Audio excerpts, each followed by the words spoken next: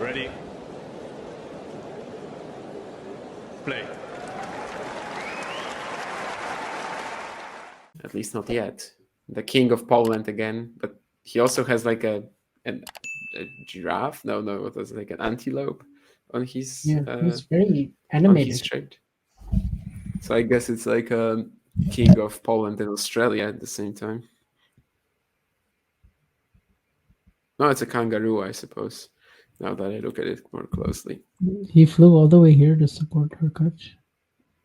or maybe he lives in Australia. No, Yeah, that's possible. Oh wow! Look at that.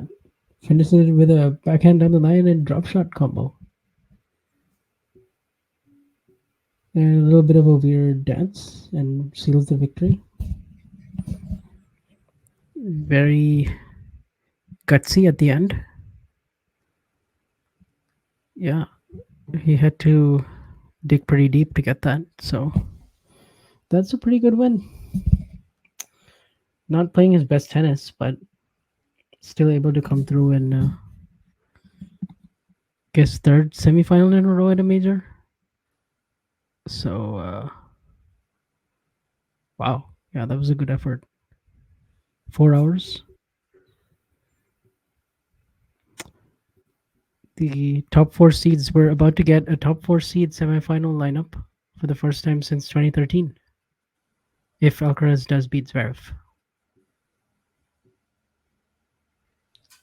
yeah, Medvedev's. I guess this is like the motto of his event. What you said about getting through, not really playing his best, but Yeah.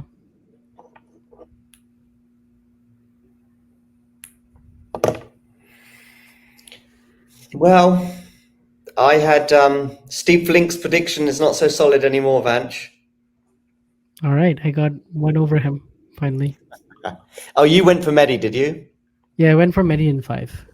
But yeah, it's one of those, like we were saying yesterday, it's a lottery match. It's Hurkacz won 10 more points. It's a 10 more points. Yeah, I mean he won one set. Yeah, that makes sense. He won the first set, won the second set 6-2. Yeah, so that'll give him more points. It's lottery basically. Yeah, you can't really. Of course, the lottery went Medvedev's way. It kind of makes partially sense because Hurkacz didn't really take that. The couple of times he had like the physical edge for a while and the momentum, he didn't really convert it. Third set, fifth set. But well, I didn't take as much stock in the head-to-head as many people were. I mean, Miles joined the chat at the beginning of the match to say, well, for me, it's all about head-to-head, and Hubie won the match at a Grand Slam. Yeah, but that was Wimbledon. I don't know when it was, 2 years ago. Also, there's a bit more to it. I mean, he was 2 sets to 1 down, and then they returned the next day in very different conditions, and Medvedev plays a very sloppy set and a half. So it's not exactly like it. It's not like he actually won. That was also a lottery match. Oh, let's just call it like that. Both the matches they played at slams. And then also Halle was a grass court tournament. So it's actually 3-1 now to Medvedev on a hard court. So yeah, but then again, Canada, I told you about it earlier, right?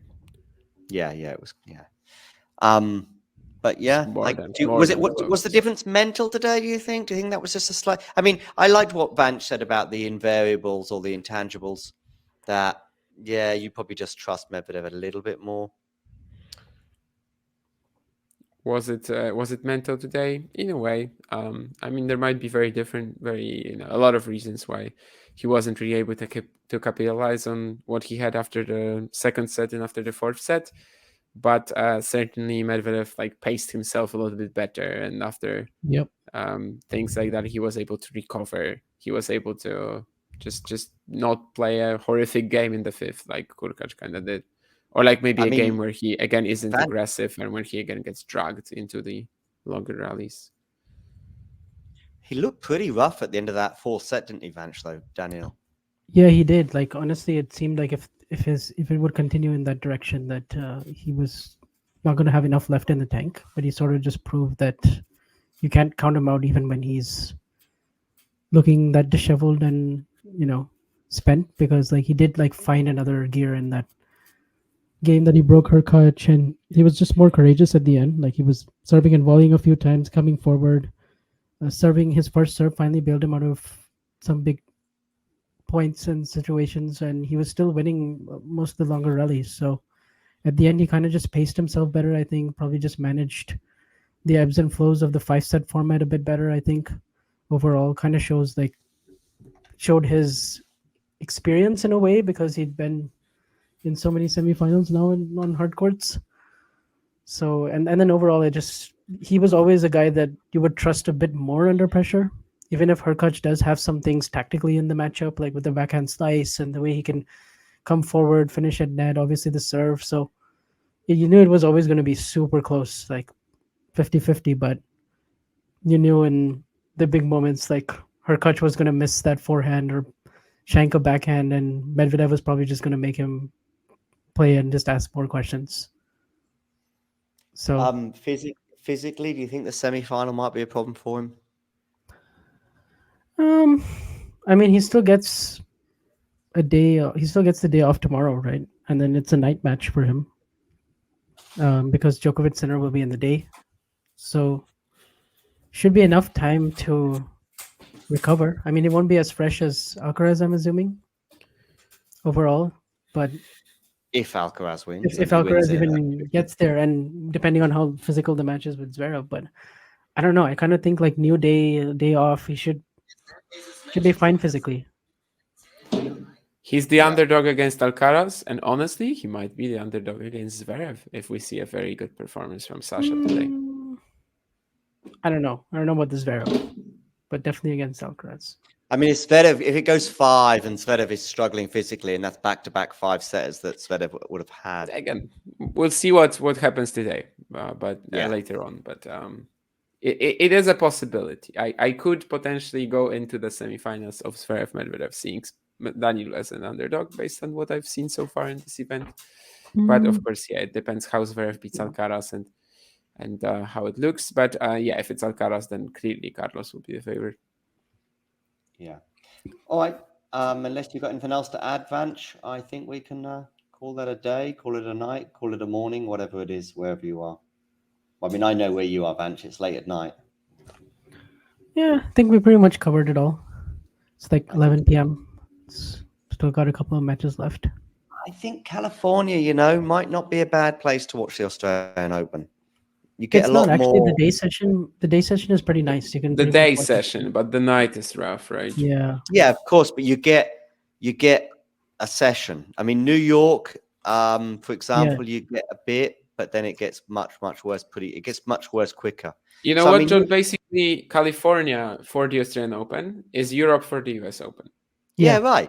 Yeah, like exactly. Literally, it's basically exactly the same. But also exactly. the East Coast is better for the Europe time zone, because for me, if I want to watch Roland Garros day session, I pretty much have to wake up at 2 a.m. or 3 a.m. even for Wimbledon. So, Asian swing as well is pretty rough for you, I think, right? Yeah, it's pretty rough. Whereas for us, at least the main tour events, they are like literally during the day. So Asian swing is probably the worst. It's probably worse than Australia for us. Yeah. Okay. Yeah. No, I mean, US Open isn't too bad for Europeans, I think, because at least we get sort of 5 p.m. start. It's not bad. I like that. Yeah, it's the last match that is the issue, and of course, but you get Sinner Zverev has us at 7 a.m. sitting like that on the stream. I know. But even if you look at the European slams like Wimbledon and the French, the average person going to work at 9 to 5, let's say, they're not watching much tennis until the sort of not quite the night session, but that sort of ballpark area, and yet New York, you got the 5 till midnight bit, 5 till 1 a.m. if you want to have a late night, like I'm fine with having. So yeah, it's not too bad. And the final of the US Open tends to start about 9-10 o'clock at night, I think, something like that. Maybe a little bit earlier, 8 o'clock at night. So it's not even 9-ish. Yeah, I think US Open is actually my favorite slam in terms of the time zone, because I go to sleep late at night anyway. Usually when they're like, if it's no like tennis doesn't influence my sleep schedule, then I go to sleep at like 2-3 a.m. anyway. which means that basically the US Open, I just get to watch everything. I just go to sleep like 2 or 3 hours later, which isn't bad. And Roland Garros and Wimbledon, like real life can interfere because, it's during the day and I might have some other things to do. But the US is actually the best for me when it comes to the time zone, I think. Anyway, let's call it a day, call it a night, whatever. Anyway, and thank you, Vanch, for coming on today. Yep, good stuff. And Damien, fingers crossed you can do some or most of Qinwen Zheng and Carlos Alcaraz. I've got a few people supposedly coming and going. Jack, fingers crossed, can come and go a little bit during the Zverev Alcaraz match.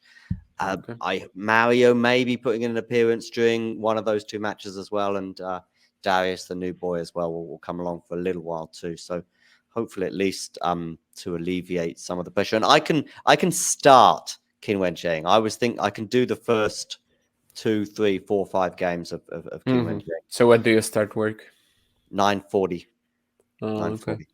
So basically, if they start at 9:15 or 9:20, 9:25, they'll probably start like 9:25 or 9:30. But even then, that's 2 or 3. You might sit down for 15 minutes. Why not? Yeah, exactly. All right, guys. Take care. Speak to you soon. And to everyone else, thanks for tuning in. And you know the drill. If you enjoyed this video, make sure you hit that like button. Don't forget to subscribe and click that notification bell so you don't miss out on all things tennis.